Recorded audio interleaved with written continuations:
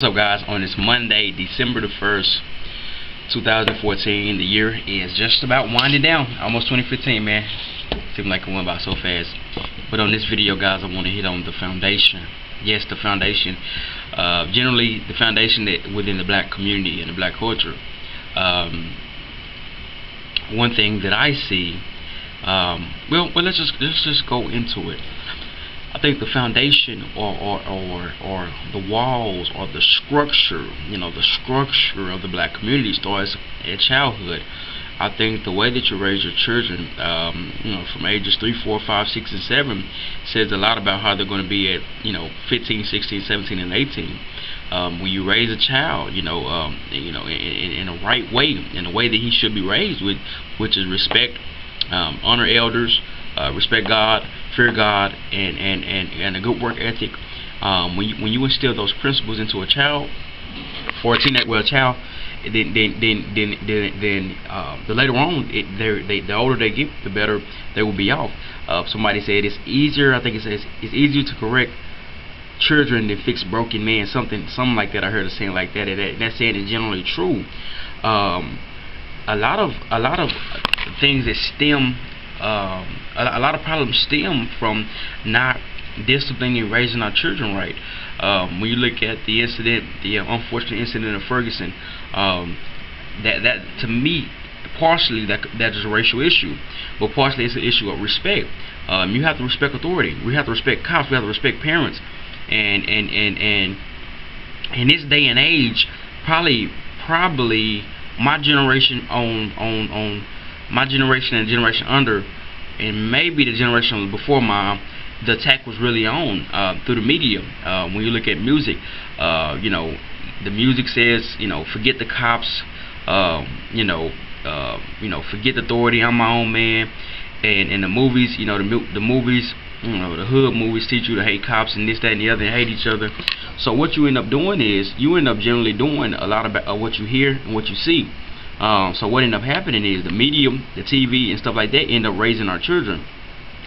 And when you allow that to happen, that begins to create a tsunami of issues.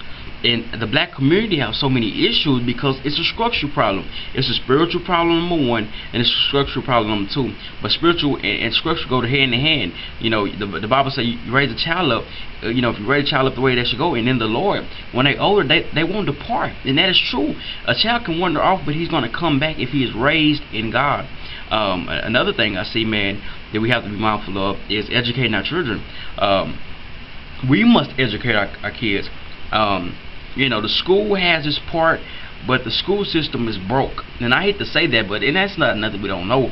The school system is broken because I've heard numerous teachers of the middle school age kids say how bad and disrespectful the kids are, how they walk out of class and they don't want to be there, and they say, well, I don't like this, and I don't, they label special ed.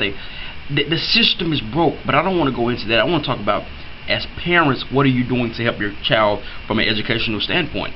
Are you reading books to them? Are you teaching them, son, do your gift, God, son, do your goal. God has given you the ability to do something. Are you teaching him to rise above the community that you're in? And on a lot of the videos I always say I'm from the hood, I'm from the inner city. So let's say we're all from the hood, but how can you rise above selling dope, selling crack, hustling, and being a part of that prison industrial complex to become something greater than the odds say you're going to be? And I think if you're going to be that, education isn't key. I'm not one of those guys that say it's either education or bust. I think you can grow, or should I say be something without, going to college and getting your master's or whatnot. But you must have a foundation of education, a foundation of morals, a foundation of respect. If you don't know nothing, if you don't know how to read, how to write, how to count, you're going to be in trouble, guys. Typically, so the education is in key, man. If you can put a kid in a private school or a charter school, and you know what they're teaching them, man, go for it. By all means, parents, go for it. Don't just rely on the public school system if it's broke. And there's some beautiful public schools out here, some of these districts out here, but a couple of them are messed up because the influence that these kids see in the junior high level, man, is more than you can imagine. And that's one thing. And another thing is our dads, man. when the devil took away the fathers out of the home, man, that was one of the most evil and corrupt things that have ever happened to the fathers. I mean, to the family structure. Because the men, we are the leaders. You know, we are the leaders, and we are usually the disciplinaries of the children. So if we can't discipline the children, then how are the mothers going to discipline them in a way that we can? A child respects his father. Even when a man will respect his father just by his voice. Straight up, son. He'll straighten up. I don't even have to spank them. It's something that God put in us to lead our kids. And when the enemy took away the father figure, he took away a portion of leadership. He took away really the bulk of leadership. Dads, man, young dads, if you got a kid, man, be there for your children. I mean, I was telling my cousin this. I said, man, he said, man, my son, I'm on him so he can follow his dreams. I mean, you know. And I said, son, and he said, well, you know, cause I ain't really where I want to be. I said, look here, man. I said, you in a minority. You a black dude about 28, and you in your child's life, 27, 28. You in your child's life, you in a minority. I said, do what you do. Don't worry about the financial issues. You know, of course, a kid gonna need that help. He gonna need that financial help, especially in high school. But when I think back to my dad, I think about him getting on my butt, saying don't do something, and I did anyway. And he put that hand on my backside. And that created the man that I am today. I remember him giving me those talks. I remember him, you know, outside playing catch. I remember him saying, son, let's go. I was about 8 or 9, 10 years old. We going to the fair, me and him. It's those moments and lessons that resonate deep down inside your soul that creates a man. It's not the give me money. I mean, you got so many guys that give a kid money but won't show the kid their presence.